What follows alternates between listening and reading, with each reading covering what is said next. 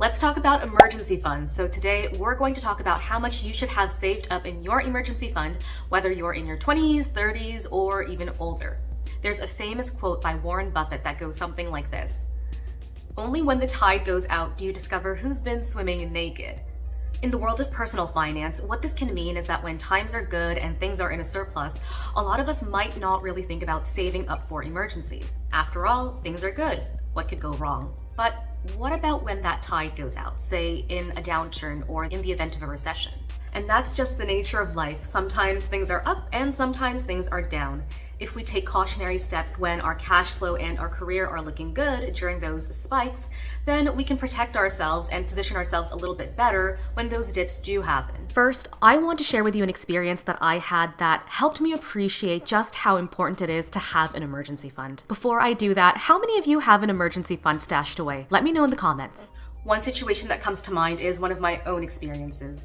Years ago, I was coming back home to Toronto after a late night work meeting.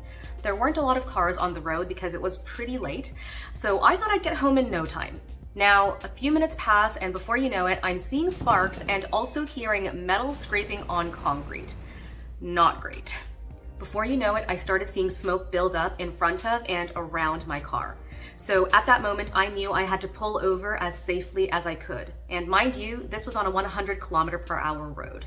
When I finally got out to take a look, what I found was that my tire had actually blown out, leaving the metal rim to scrape on the concrete road. That was causing the sparks and then the smoke. If the past few years have taught us anything, it's that life is unpredictable and unexpected expenses can arise at any time. Think medical emergencies, car repairs, or job loss. The point isn't to scare you, but keep in mind that having an emergency fund that you squirrel away in addition to your savings can act as a safety net, and that really gives you financial security and peace of mind when life does happen, which it's bound to. Let me tell you, I'm so relieved that I had an emergency fund ready so that I could cover the tow truck as well as the repairs and get my car back on the road.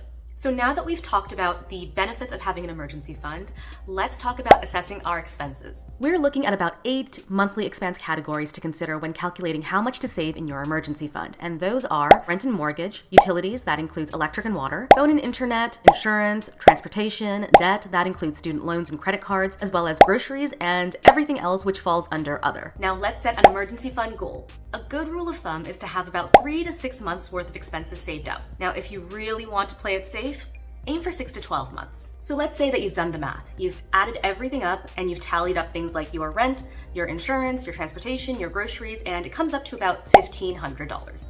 If you want about 3 to 6 months worth of expenses saved up, you're looking at about $4,500 to about $9,000 saved up in your emergency fund. And I totally get it if you're thinking to yourself that is way too steep. Don't feel discouraged. Start by putting away $10 every single week into your savings. The secret is not to touch that money.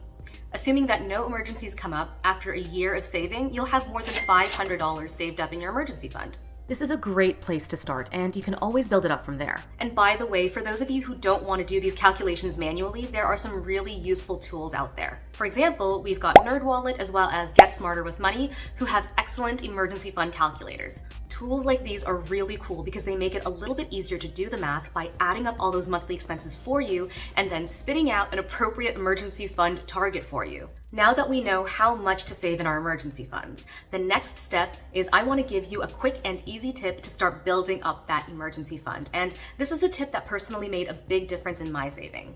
I'm definitely not claiming that I invented this at all, but I definitely had a light bulb moment when I realized, this is something that might work for me and it wouldn't be too hard to set up.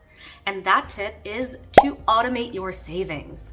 There's a book called Nudge, and one of the takeaways revolves around designing your environment to make it easier for you to make better choices. And a way to do that is to reduce the friction around the better choice. And what I mean by that is to make it as easy as possible to make the better choice. For example, if you make it the default choice, it's automatically going to be easier to make. So for food, as an example, that might mean stocking up on lean chicken, fruits, and vegetables, and making it harder to get into chocolate, chips, and other things that maybe aren't going to be as nutritious. For your own money, one way to make better choices by default is to set up forced automatic weekly or monthly payments, so that even if you do nothing, since it's preset to do this, money will automatically get transferred to your emergency fund account without you thinking about it or doing anything. Don't be afraid to start small and then gradually increase your contributions. And finally, I think something that's really important to consider is the fact that that 3 to 6 month or even 6 to 12 month guideline is just that, a guideline. Everyone has their own unique circumstances. A few questions that I would personally consider if I was applying this to my own unique circumstances are, number 1, do I have any dependents? Number 2, do I have any health conditions to think about? And number 3, what is my job stability like? These factors, among others, can really influence the amount that you should save. Remember, building an emergency fund takes time. You may need to dip into it someday, say if your car breaks down or if the company you work for downsizes. And if this happens before reaching your target, that's okay. It's an ongoing process, so stay focused and committed to your financial goals. Thanks so much for tuning in.